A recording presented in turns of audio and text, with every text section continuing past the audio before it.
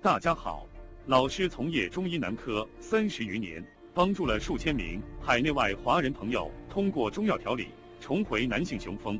如果你也存在房事时间短、勃起无力、硬度差、中途疲软、肾虚、前列腺炎等问题，现在就加中医老师微信574-993-200，纯中药，一人一方，治根治本，帮助你持续坚挺20至40分钟，补肾壮阳，延时助勃，彻底告别快男软男。记住微信574-993-200。 It's all about the Gracies down in Brazil. These guys were willing to get on a mat or a ring and challenge guys from other disciplines. I was doing pay-per-view, but basically for rock and roll bands. And I had a friend who was head of the New York State Taekwondo Association. And one day I said to him, there's all these Taekwondo people, all these karate people, and I'll bet they would want to know who would win the fight. The following week, Orion and Art Davie came to me and said, what about jiu-jitsu? I said, let them all fight.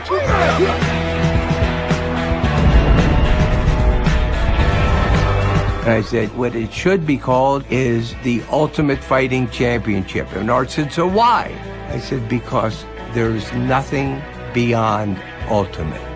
Early on, we had to decide what kind of an arena we were going to put this in. I wanted it bigger than a boxing ring. I had guys from so many different disciplines that I didn't want to make this in a phone booth. And then I came up with the idea of electrifying an outer ring. And one of Horion's students, who was a cardiologist, said, have you ever heard the word, Art Davie, ventricular fibrillation? I said, what's that? So that idea was out. Orion Gracie had a student, John Milius, a famous movie writer and director. I love the smell of napalm in the morning. We went to visit John Milius. John made reference to the fact that he's got Arnold Schwarzenegger as Conan the Barbarian fighting in a pit. And John Milius suggested an octagon.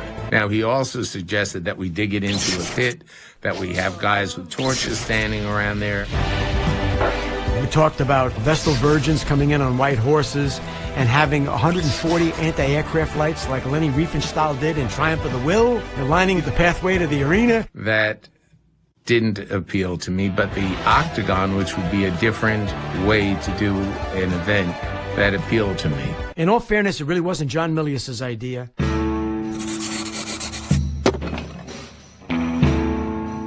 I started out as a designer, and the first job that I did was on Pee-wee's Playhouse, and was actually inside Punky 2000, the robot. I got a call from Michael Pilot one morning. They were looking for someone to design the arena for UFC 1. The first things I did were a circular raised platform in the middle with fencing on the outside. Another one was a square platform, so like a boxing ring, but the inside was raised. Got a little more theatrical with fencing and barbed wire on the outside and some torches. The last one that I came up with was a 8-sided ring with a chest-high chain link fence around the outside. The octagon was unique. It was a unique shape. Again, the concept being John Milius. Nobody ever mentioned John Milius, and I didn't know John Milius was involved. Once I got the okay from SEG, the next step was the process of getting it built. So I gave a fellow I'd worked with quite a bit, Jason Cusson, a call, and he took on the job of getting it built. Greg Harrison likes to think that he created the octagon because he drew the pictures. Greg didn't want his name attached to it in any way until it started getting successful.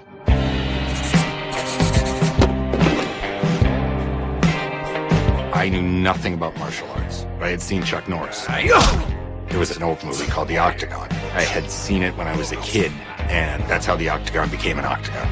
Yeah! They wanted something that was going to keep the fighters contained.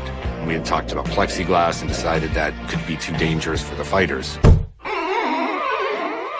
I happened across this vinyl-coated chain link fence, and that solved that problem. Greg was doing a lot of traveling. He asked me if I could take it over.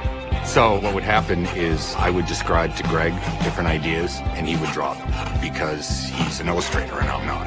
And then I built the octagon. I lived in New York. SEG was in New York. I designed the Octagon in New York. Where was Cussin? In LA. The set builder dictated the Octagon designs. To me, that's absurd. When you talk to a designer, you give the designer something to do.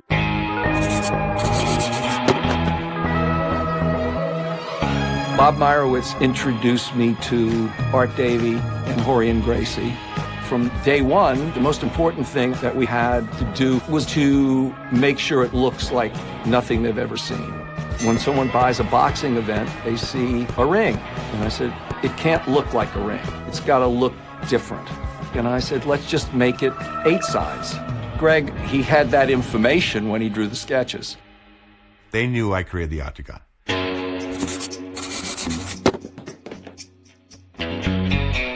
My whole life I was doing fights. I started judo when I was 5 in El Paso, Texas. I was fighting in the streets, and I came to California, and then I started getting into all the martial arts. I had this idea. I said, I want to do a show. We'll call it Cage of Rage.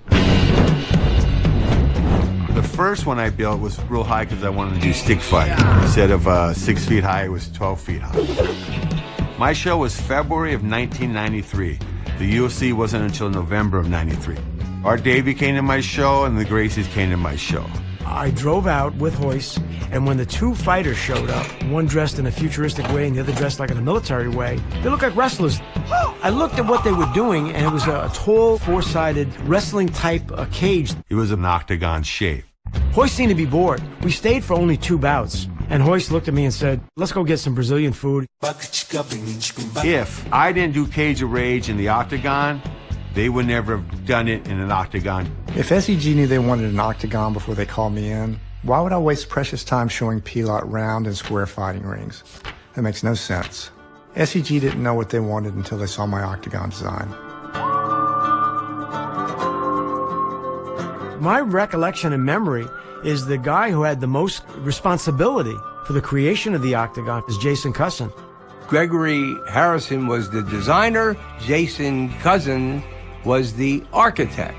But Michael Pilar came up with the concept. It's interesting to me, all the people who now say they conceived the octagon were not designers, and yet somehow they all came up with the octagon design. You don't need a design degree to come up with an octagon. Success has 1,000 parents. Failure has none. That is the power of jiu-jitsu in action. After the first UFC, I had the crew help me put all of it on racks so we could take it out to the dumpsters out back because we were pretty certain they're never going to let us do this again. And all of a sudden, Art Davie came running out. Bob and I paid $28,000 for that. He said, I want to store this just in case. We might try this again.